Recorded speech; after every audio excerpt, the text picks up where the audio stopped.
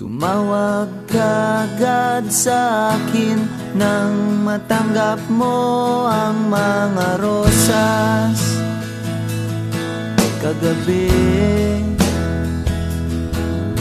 Binasa mo ang sulat na kasama't para kang lasing na pusa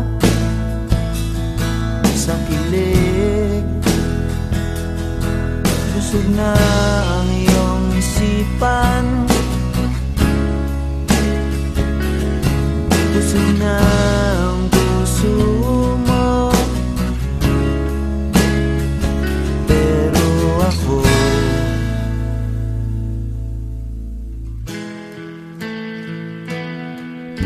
mula pa sa may kanto ay tuloy-tuloy kitang pinagmasdan.